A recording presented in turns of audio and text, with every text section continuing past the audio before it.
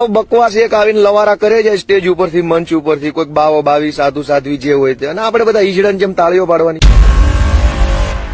અત્યારે એક બિન ઉત્પાદક અને બિન વૈજ્ઞાનિક પ્રવૃત્તિ પાછળ પોતાનો સમય ને પૈસા બગાડે છે.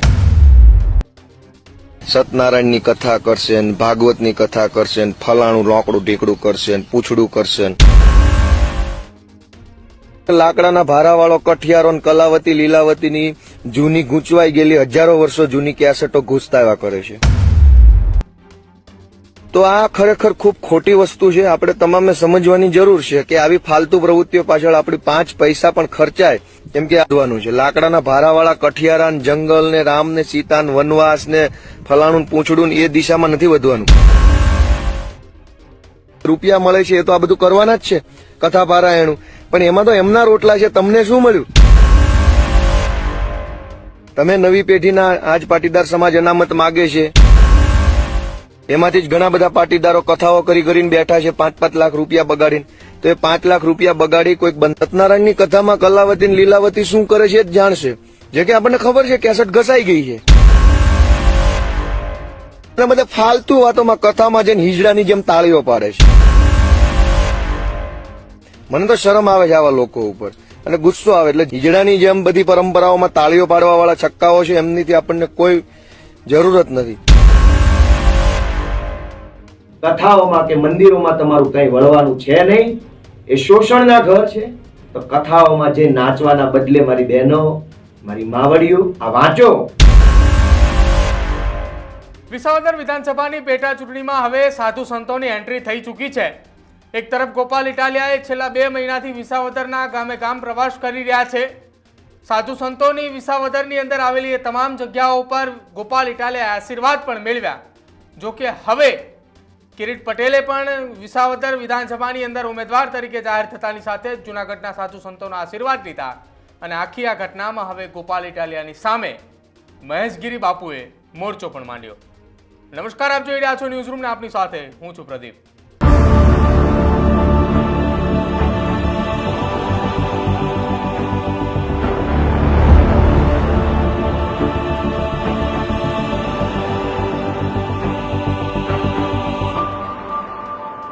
વિસાવદર વિધાનસભાની પેટા ચૂંટણીને લઈને હવે ભાજપ અને આમ આદમી પાર્ટી આમને સામને છે.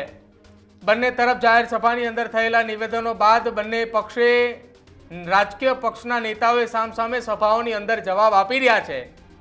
જો કે હવે કિરીટ પટેલે જૂનાગઢના સાધુ સંતોનો આશીર્વાદ લેવા માટે પહોંચ્યા હતા, જ્યાં તમામે જૂનાગઢના સાધુ સંતો એ મહેશગીરીથી લઈને જૂનાગઢના એ તમામ સાધુ સંતોના આશીર્વાદ લીધા અને ત્યારબાદ વિસાવદરના ચૂંટણી પ્રચારની અંદર કિરીટ પટેલે ઝંપલાવ્યું હતું.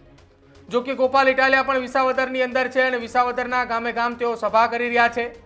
ગોપાલ ઇટાલિયાની સભાએ વિસાવદરના આવેલા ગ્રામ્ય વિસ્તારની અંદર ગામડાઓમાં મંદિરની બહાર અથવા મંદિરની અંદર એ તમામ જગ્યાએ તેઓ સભા કરી રહ્યા છે. જો કે આ તમામની વચ્ચે મહેશગીરીનો સોશિયલ મીડિયાના માધ્યમથી ગોપાલ ઇટાલિયાના જૂના જે વિડીયો છે કે જેમાં તેઓ સનાતન ધર્મના વિરોધમાં બોલી રહ્યા હોય એ પ્રકારના વિડીયો લઈ અને મહેશગીરીએ ગોપાલ ઇટાલિયાનો વિરોધ નોંધાવ્યો છે. અને સાથે એ પણ કહ્યું છે કે વિસાવદરની જનતા, જૂનાગઢની જનતાને કે તમારા ગામમાં આ વ્યક્તિ પ્રવેશ કરતો હોય તો મહિલાઓએ છાજ્યા લેવા જોઈએ. શું કહ્યું મહેશગીરી બાપુએ એ પણ સાંભળો પહેલા. જય ગિરનારી, નમો નારાયણ. હું મહેશગીરી બાપુ, ગિરનાર દત્તાત્રેય સંસ્થાન અને ગિરનારમાં ગિરનારનું ધાવણ ધાવીને અહીંયા મોટો થયો છું. ધર્મના માટે જીવન ખપાવીને આગળ વધી રહ્યો છું. અને આજ ગિરનારની છાયામાં રાણપુર અને કેટલાક એવા ક્ષેત્રો છે, પરબવાવડી, આપાગીગાનો સ્થળ આપણે સત્તાધાર કહીએ, ચલૈયાનું ધામ, કે જ્યાં ભક્તોએ કેટલાક એવા આદર્શ આપણા માટે આપ્યા છે. એવા ભૂમિમાં જ્યાં ભક્તોએ એવું પણ કીધું છે કે કોકદી કાઠિયાવાડમાં ભૂલો પડને ભગવાન, તારા એવા કરું સન્માન, તું થાને અમારો મહેમાન અને તને સ્વર્ગ ભૂલાવી દઉં શામળા.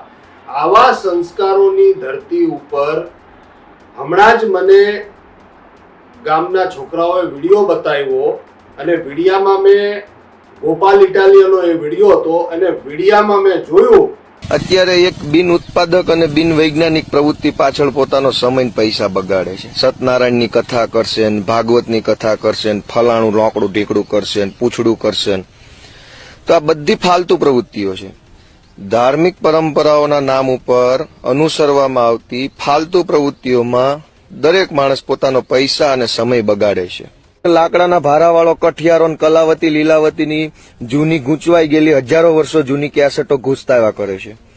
તો આ ખરેખર ખૂબ ખોટી વસ્તુ છે. આપણે તમામે સમજવાની જરૂર છે કે આવી ફાલતુ પ્રવૃત્તિઓ પાછળ આપણી 5 પૈસા પણ ખર્ચાય કેમ કે વધવાનું છે. લાકડાના ભારાવાળા કઠિયારા ને જંગલ ને રામ ને સીતા ને વનવાસ ને ફલાણું ને પૂંછડું ને એ દિશામાં નથી વધવાનું. આ જે મોને રૂપિયા મળે છે એ તો આ બધું કરવાના જ છે, કથા પારાયણું. પણ એમાં તો એમના રોટલા છે. તમને શું મળ્યું? તમે નવી પેઢીના આજ પાટીદાર સમાજ અનામત માગે છે, એમાંથી જ ઘણા બધા પાટીદારો કથાઓ કરીને બેઠા છે 5-5 લાખ રૂપિયા બગાડીને. તો એ 5 લાખ રૂપિયા બગાડી કોઈક સત્યનારાયણની કથામાં કલાવતી લીલાવતી શું કરે છે એ જ જાણશે. જે કે આપણને ખબર છે કેસેટ ઘસાઈ ગઈ છે.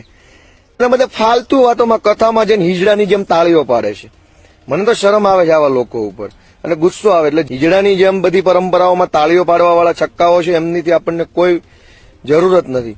બકવાસ એક આવીને લવારા કરે જાય સ્ટેજ ઉપરથી, મંચ ઉપરથી, કોઈક બાવો બાવી સાધુ સાધ્વી જે હોય તે, અને આપણે બધા હિજડાની જેમ તાળીઓ પાડવાની.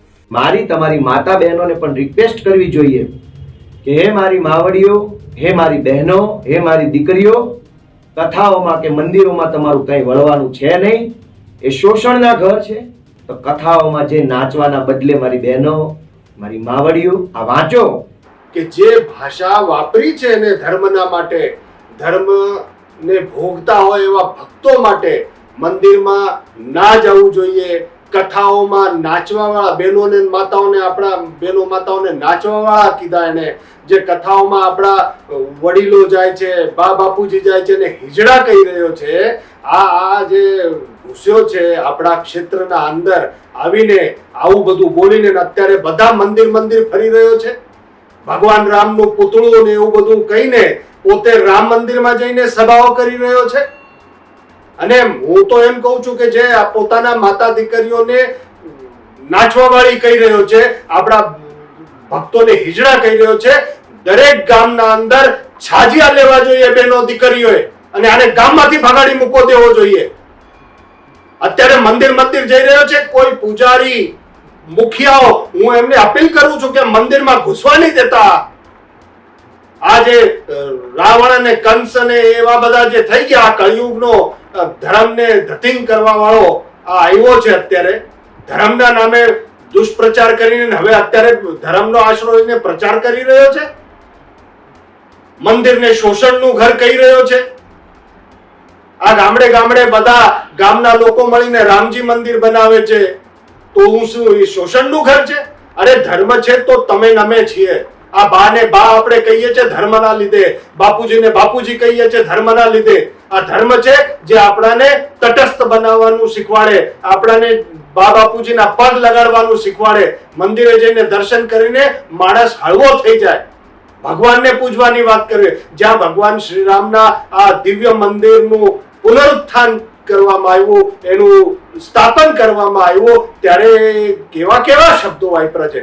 યોગી આદિત્યનાથ જેને યુપીનું આખી ધર્મની સ્થાપના તો કરી, સાથે સાથે રામ મંદિરની સ્થાપના કરીને યુપીને આટલું ઊંચું લઈ આવ્યા. આવા યોગી સાધુઓનું, એ યોગીજીનું કે યોગીજીના કાન ખેંચવા જોઈએ.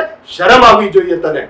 હું તો બધા સાધુ સંતો જેટલા પણ આ ગિરનારની છાયામાં છે અને આ જે ભેસાણ વિસાવદરના પંથકમાં જેટલા પણ સાધુ સંતો છે, બધા સાધુ સંતોને અપીલ કરું છું, નાના મોટા કળદર્શન, કે બધા હવે આ રૂમની મીટિંગો બંધ કરીને રસ્તા ઉપર આવીને આનો વિરોધ કરો. ગામમાંથી છાજિયા કાઢીને એનો બારે કાઢો, બહિષ્કાર કરો. કેવું બોલ્યો છે બધા ભૂદેવો માટે, બ્રાહ્મણો માટે કેવું બોલ્યો છે. બધા બ્રાહ્મણોએ પછી આ લોક ડાયરા આપણે જે કરતા હોઈએ છીએ, ભજન સંધ્યા કરતા હોઈએ છીએ, બધા કલાકારોને હું અપીલ કરીશ કે આ ડાયરા ભજનમાં જે મસ્તીમાં ભગવાનના નામમાં મસ્ત થઈ જાય એને નાચવા વાળા કે છે, તાળીઓ વગાડતા હોય એને હિજડા કહી રહ્યો છે. બધા કથાકારોની અપીલ કરીશ કે આણે કથાઓનો કેટલો વિરોધ કર્યો છે.